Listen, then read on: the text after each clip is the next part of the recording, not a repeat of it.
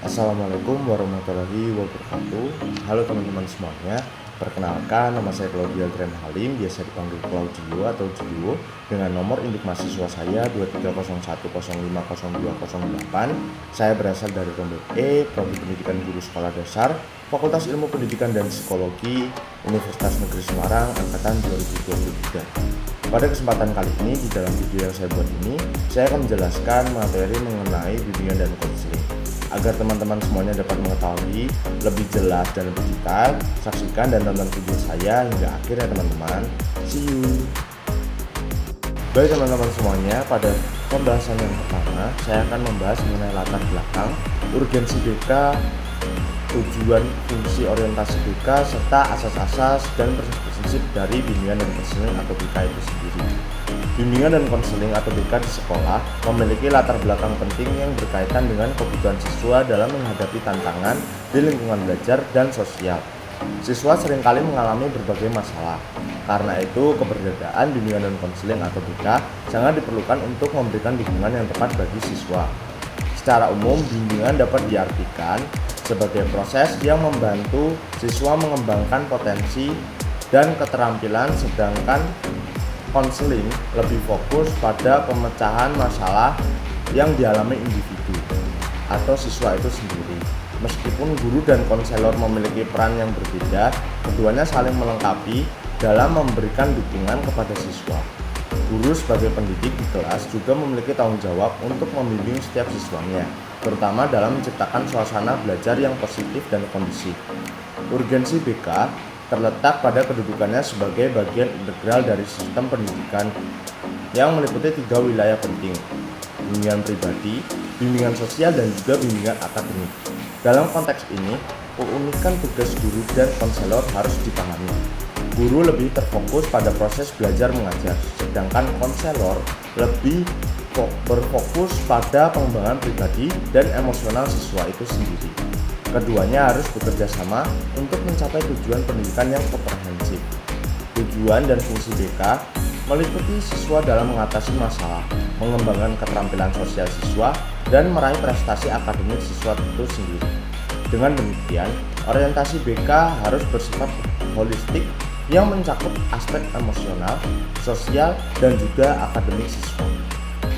Asas-asas dan prinsip-prinsip BK seperti kerahasiaan, empati, dan keadilan juga harus diterapkan dalam interaksi antara guru dan siswa. Guru dapat menerapkan prinsip-prinsip ini dengan memberikan perhatian dan mendengarkan siswa dengan sepenuh hati, serta menciptakan suasana aman dan mendukung dalam proses pembelajaran di dalam kelas. Sebagai calon guru kelas SD, pemahaman ini sangat penting. Misalnya saat mengajar, guru dapat menerapkan pendekatan BK dengan mengadakan sesi diskusi kelompok untuk membahas masalah sosial yang dihadapi setiap siswa atau perorangan. Selain itu, juga guru dapat melakukan pendekatan individu untuk mendengarkan keluhan siswa, membantu mereka merumuskan solusi, dan juga memberikan dorongan positif pada siswa-siswa yang dididiknya. Dengan cara ini, guru tidak hanya berfungsi sebagai pengajar, tetapi juga sebagai pendukung perkembangan pribadi setiap siswa, membantu mereka menjadi individu yang lebih baik dan lebih siap menghadapi masa depan yang akan datang. Melalui penerapan bimbingan dan konseling yang tepat, guru dapat berkontribusi secara signifikan terhadap kesehatan mental dan emosional setiap siswa, yang merupakan aspek krusial dalam pendidikan di tingkat dasar. Pada bagian selanjutnya, saya akan membahas mengenai hal-hal apa saja yang akan saya lakukan agar kegiatan bimbingan konseling bisa dilaksanakan, serta karakter apa saja yang perlu dipahami dan bagaimana cara memahami karakter peserta didik. Profil guru yang berkualitas sangat penting dalam penyelenggaraan pendidikan yang efektif. Seorang guru yang berkualitas tidak hanya memiliki pengetahuan yang baik tentang materi pelajaran, tetapi juga keterampilan dalam mengelola kelas, berkomunikasi dengan siswa, dan memberikan bimbingan.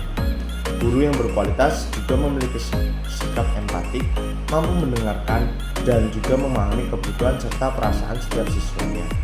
Mereka harus mampu menciptakan lingkungan belajar yang aman dan mendukung, di mana siswa merasa nyaman untuk berbagi dan bereksplorasi.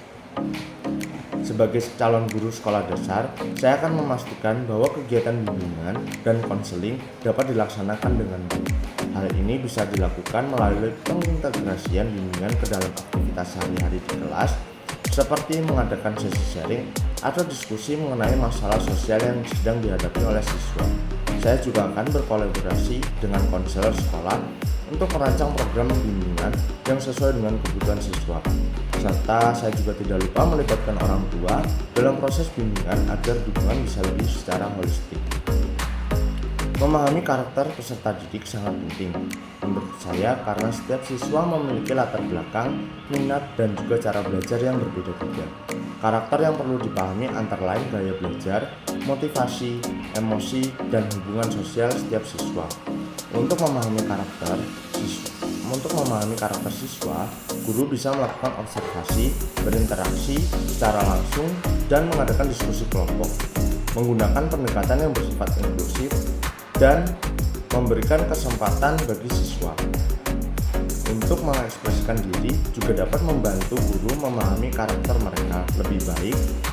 Dengan pemahaman yang mendalam tentang karakter siswa, guru dapat memberikan bimbingan yang lebih efektif, menyesuaikan metode pengajaran, dan juga mendukung pribadi mereka secara lebih optimal dan lebih juga secara untuk mencapai tujuan yang lebih berhasil. Pada bagian yang terakhir, saya akan menjelaskan mengenai 9 layanan BK serta memberikan contoh implementasinya di sekolah dasar, 3 diantaranya. Pola umum 17 dalam bimbingan dan konseling atau BK mencakup berbagai layanan yang dirancang untuk mendukung perkembangan siswa secara menyeluruh. Dalam pola umum ini terdapat 9 layanan BK yang terdiri dari yang pertama, layanan informasi, memberikan informasi yang relevan tentang pendidikan, karir, dan pengembangan diri. Contoh implementasinya di sekolah dasar adalah mengadakan sesi informasi tentang pilihan sekolah lanjutan setelah siswa tersebut lulus dari jenjang sekolah dasar.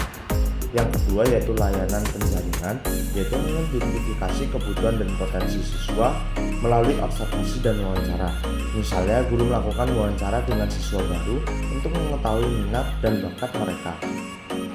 Yang ketiga yaitu layanan konseling individu, membantu siswa mengatasi masalah pribadi atau akademik secara individu. Contohnya, siswa yang mengalami kesulitan belajar dapat dijadwalkan untuk sesi konseling dengan guru bimbingan dan konseling atau guru BK. Yang keempat yaitu layanan konseling kelompok, mengatasi masalah yang dihadapi kelompok siswa melalui diskusi. Misalnya, guru BK mengadakan sesi diskusi tentang bullying untuk meningkatkan kesadaran siswa tentang dampak buruk dari adanya kegiatan bullying tersebut. Yang kelima, layanan penanganan krisis, memberikan bantuan kepada siswa yang menghadapi situasi krisis. Contohnya implementasinya adalah memberikan dukungan emosional pada siswa yang kehilangan anggota keluarga atau ditinggal anggota keluarganya yang telah meninggal dunia. Yang keenam, layanan pengembangan karir, membantu siswa mengenali potensi dan merencanakan langkah ke depannya. Di sekolah dasar, ini bisa berupa kegiatan memperkenalkan berbagai profesi melalui kunjungan lapangan atau pembicara tamu yang dihadirkan dalam kegiatan acara yang diselenggarakan di sekolah dasar tersebut. Yang ketujuh, layanan mediasi, menyelesaikan konflik antara siswa secara konstruktif. Contoh di kelas adalah mengadakan mediasi antara siswa yang berselisih untuk mencapai kesepakatan. Yang kedelapan itu layanan advokasi, membela kepentingan siswa dalam lingkungan sekolah. Contohnya guru BK berperan sebagai penghubung antara siswa dan pihak sekolah ketika siswa mengalami sebuah kesulitan. Yang kesembilan yaitu layanan pengembangan sosial emosional, membantu siswa mengembangkan keterampilan sosial dan emosional. Misalnya mengadakan kegiatan yang meningkatkan keterampilan komunikatif seperti role play atau drama. Dengan menerapkan 9 layanan BK ini, sekolah dasar dan guru tidak hanya mendukung aspek akademis siswa saja, tetapi mengembangkan perkembangan siswa, sosial dan emosional mereka. Pendekatan ini membantu untuk menciptakan lingkungan belajar yang lebih inklusif dan mendukung di mana setiap siswa merasa diperhatikan dan didukung dalam perjalanan pendidikan mereka di sekolah dasar. Halo teman-teman semuanya, demikian penjabaran materi dari saya. Saya Claudio Granari, mohon maaf apabila ada salah tutur kata yang saya ucapkan dalam penjelasan materi mengenai dunia dan Facebook. Sampai jumpa pada video berikutnya, dan terima kasih bagi teman-teman semua yang sudah menonton video saya dari awal sampai akhir. Semoga apa yang saya sampaikan dapat berguna bagi teman-teman semua. Bye bye, terima kasih semuanya.